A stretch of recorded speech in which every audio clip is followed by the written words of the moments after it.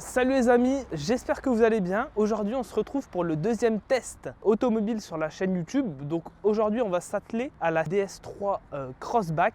Donc un modèle électrique parce que moi je suis spécialisé entre guillemets dans les essais de véhicules électriques. Donc aujourd'hui la DS3 Crossback, alors certes c'est pas un véhicule qui est sorti dernièrement, récemment, même si c'est un véhicule très récent, hein. C'est un véhicule qui m'intéresse beaucoup parce qu'il est déjà électrique et il est d'une marque qui est censée représenter le luxe à la française. Alors on va voir ce que ça va donner, le luxe français. Donc je vais donner mon impression sur la qualité du véhicule, le ressenti que j'ai, la conduite, etc. Je serai accompagné donc d'un vendeur pour les petites specs techniques si jamais il y en a. Donc là je me dirige vers le DS Store près de chez moi et donc pour tester la DS3 e-Tense Grand Chic, donc la plus haut de gamme. Et donc je me dirige et je vous emmène avec moi pour ce petit essai. Allez, c'est parti.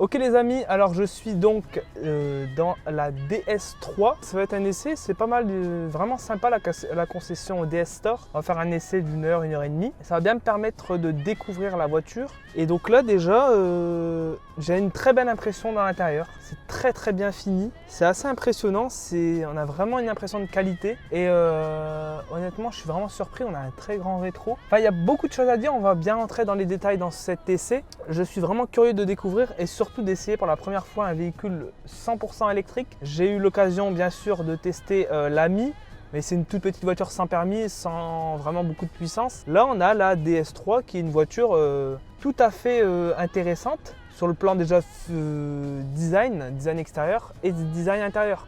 Je vois il y a du cuir absolument partout. Donc là on a vraiment une très bonne impression, on a des grands sièges, je suis très bien installé, mais on va surtout voir en essai sur la route directement. Ça va me permettre de bien prendre en main la voiture et surtout de vous donner un ressenti. Il y aura le vendeur avec moi pour les infos un peu techniques, s'il y en a un peu quand même, parce que je dis que je fais des essais que ressentis sans vraiment d'infos techniques, mais il y en a toujours un tout petit peu quand même, mais pas vraiment de caractéristiques très poussées. Donc voilà pour cette petite intro. Donc j'espère que cet essai va bien se passer et moi je vous dis à tout de suite. Pour parler un peu de l'intérieur de la DS3 que j'essaye, on a vraiment un grand nombre d'équipements. Et ce que j'ai remarqué aussi qui est vraiment intéressant, c'est la recharge par induction, qui est vraiment un équipement très intéressant. On a le cuir à foison, la grande tablette qui est tactile. Alors on découvrira tout ça et comme d'habitude, j'espère que les interfaces, parce que souvent les interfaces ne sont pas très intuitives. Bon, on verra un peu ça plus en détail. Ce qui me surprend, c'est le grand rétro très stylé. On a les boutons, tout a l'air de très bonne qualité. Ça c'est indéniable. Tout a l'air de très bonne qualité, mais il faut voir si tout est intuitif parce que par exemple tous ces boutons là, je m'en rappelle, j'avais regardé quelques petites vidéos et il m'avait l'air pas très intuitif. Tout est en finition piano black, on a le cuir un peu partout, les encadrements en alu, en métal, encore du piano black ici, là on a du métal, c'est vraiment très beau. On a des petites LED, le cuir aussi à l'arrière. Alors là, on a du plastique dur en fin de compte, tout dans la partie basse. On voit aussi ici un peu que ça salit assez vite quand même. Je pense que ça se nettoie assez facilement, mais ça peut marquer un peu facilement quand même. Là, le cuir dans la porte. Ici, intéressant, on a du plastique, enfin on a une partie molle pour pouvoir reposer le coude.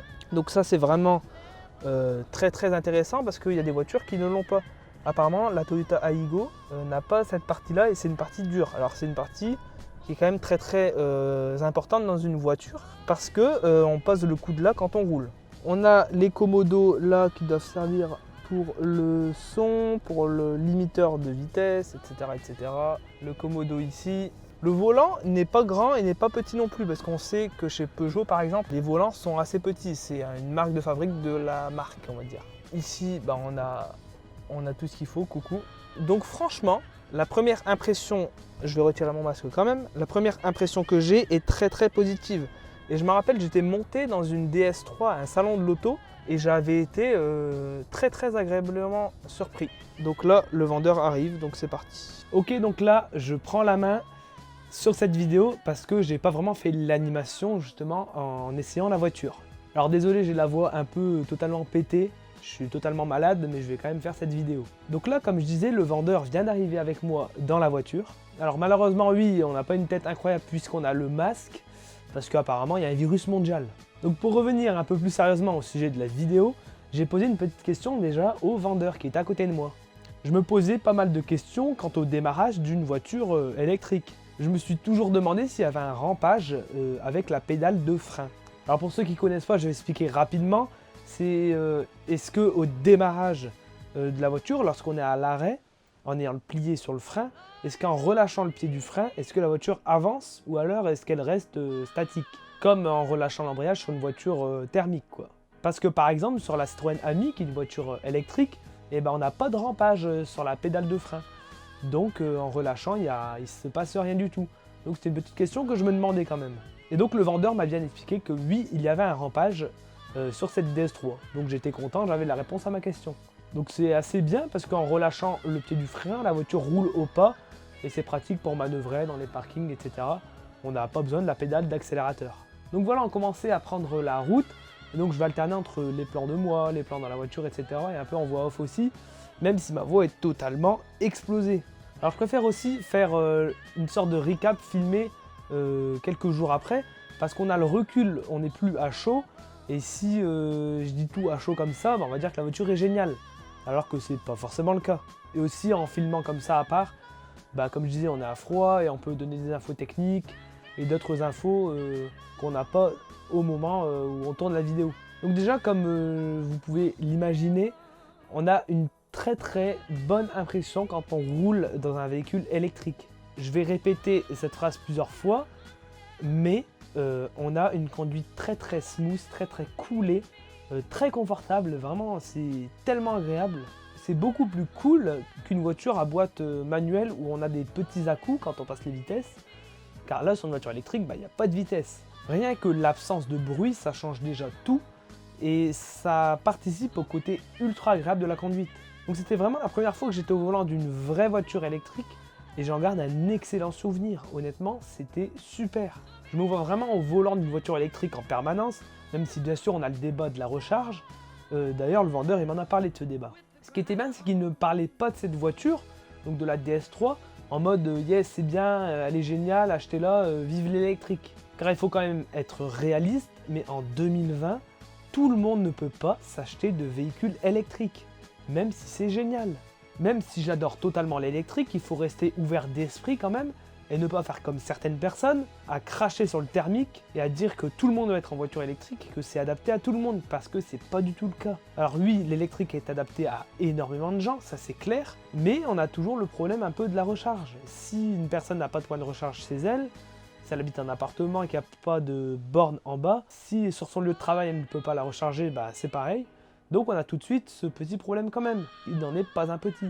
Je dis petit, mais je ne sais pas pourquoi. Il m'a dit qu'en vendant ce véhicule aux clients, c'était important de savoir où ils habitaient, dans quel cadre de vie ils habitent. Par exemple, dans une maison individuelle, une maison mitoyenne, un appartement, c'est des cas d'usage différents. Donc voilà, pour en revenir au sujet de la vidéo, je vais donner maintenant quelques petites caractéristiques quand même si c'est des caractéristiques totalement de base, mais il faut les donner, parce que c'est quand même un essai automobile, sur cette petite DS3. Donc la DS3 est sortie en début 2019 et c'est un modèle, ici la e-Tense, 100% électrique. On a une voiture relativement standard qui fait 4,11 m de longueur, elle fait 1,79 m de largeur et 1,53 m de hauteur. C'est une voiture 5 places et d'ailleurs à l'arrière c'est un point qui m'a un peu marqué, mais on va y revenir un peu plus tard. Concernant le poids, elle fait 1,5 tonne, donc c'est globalement normal pour ce type de véhicule électrique, car on le sait, le poids des batteries est assez conséquent. Elle a une autonomie de 430 km en norme WLTP, mais ça sera bien moins en réalité bien sûr. On peut compter sur une 350 km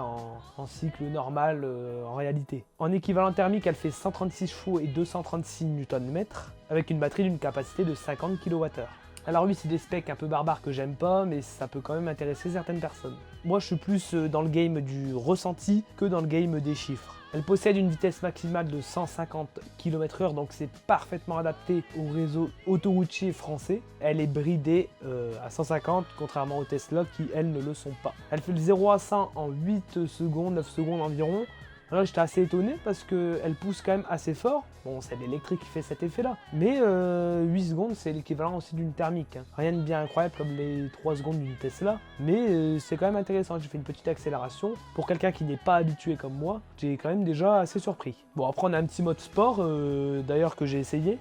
Et on voyait tout de suite la différence. La direction était plus précise et l'accélération un peu plus franche. Donc voilà, les specs, c'est terminé. Maintenant, on va parler au ressenti de cette voiture. En tout cas, c'est bluffant en termes de confort, de sonorité, etc. C'est vraiment hyper intéressant. Le vendeur m'a expliqué qu'on avait des suspensions hydrauliques. Donc là, on voit bien le lien avec Citroën.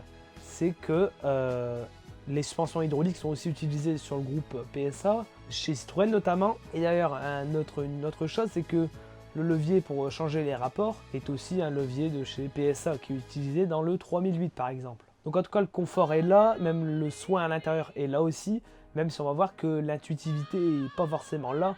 Les boutons sont assez spéciaux et pas vraiment ergonomiques. J'ai testé très rapidement le système multimédia avec l'écran au milieu du tableau de bord. C'est pas vraiment ça, ça sera jamais au niveau de Tesla, je pense pas. C'est vraiment archaïque, c'est pas ergonomique, ça fonctionne, mais c'est pas fluide, c'est pas agréable. Alors Laurent de la chaîne Laurent Schmitt avait parlé des boutons sur le tableau de bord mis en forme de losange et avait dit que ça allait pas très bien vieillir, que c'était pas ergonomique et c'est vrai. Je pense pas que c'est une bonne idée, mais bon, ça fonctionne. Mais c'est vrai qu'ils auraient pu les mettre autrement. Pourquoi ils ont fait ça comme ça? Concernant le reste de la voiture, tout tombe bien sous la main. C'est une voiture moderne, très confortable. On a la vision tête haute, on a plein d'options, tout fonctionne parfaitement bien. On a même un son assez sympa quand on met le clignotant.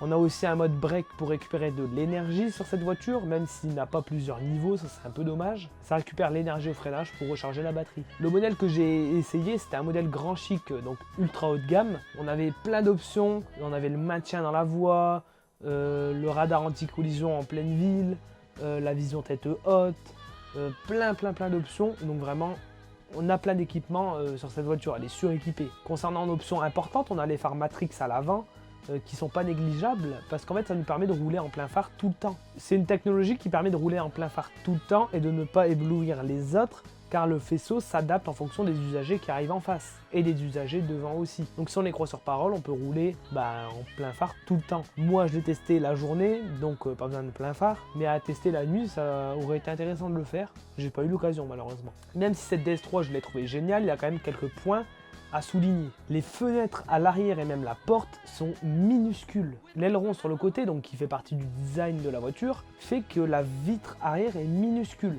Et ça donne un sentiment d'engoncement à l'arrière de la voiture. Même pour se garer, c'est pas vraiment évident. Heureusement qu'on a une caméra parce qu'il y a quand même plein d'angles morts. On a une très mauvaise visibilité, surtout que la ceinture de la voiture est haute, donc ça c'est vraiment pas top. Donc voilà, qu'est-ce que je pourrais dire de plus sur cet essai qui m'a vraiment beaucoup plu. Après c'est clair que j'ai pas non plus énormément de points de référence parce que c'est mon premier essai, mais il y a plein d'essais qui vont arriver par la suite, donc en faisant de plus en plus d'essais, j'aurai de plus en plus de points de référence. Pour parler maintenant du prix de cette DS3, elle coûte 44 000 € dans la version que j'ai essayée, la plus haut de gamme Grand Chic Rivoli. Si on compare une Tesla Model 3, on est globalement bien placé en prix parce qu'une DS sera mieux finie qu'une Tesla, mais Tesla, ça reste quand même un peu au-dessus quand même pour la technologie et bien sûr le réseau de superchargeurs qui est clairement pas négligeable. Donc c'est pour ça que Tesla reste quand même un peu le numéro 1 parce que sur cette voiture, comme sur cette DS par exemple, la recharge peut être un problème. On peut utiliser le réseau Ionity qui coûte quand même relativement cher, on peut se charger chez soi si on peut, ou au travail si on peut aussi. En fait, il faut attendre que les structures et le réseau de charge se développent. Mais c'est vraiment bien de tester des voitures électriques d'autres marques parce que la Tesla Model 3, on la connaît par cœur.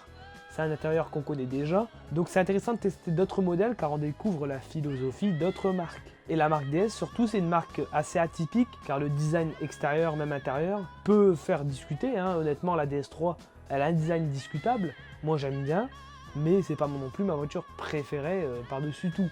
Je trouve la DS7 beaucoup plus belle déjà. Donc voilà, c'est tout pour cette vidéo essai. Moi, je vous laisse avec Max qui va faire le débrief de cette vidéo. Donc j'espère vraiment que ça vous a plu. Et moi, je vous dis salut.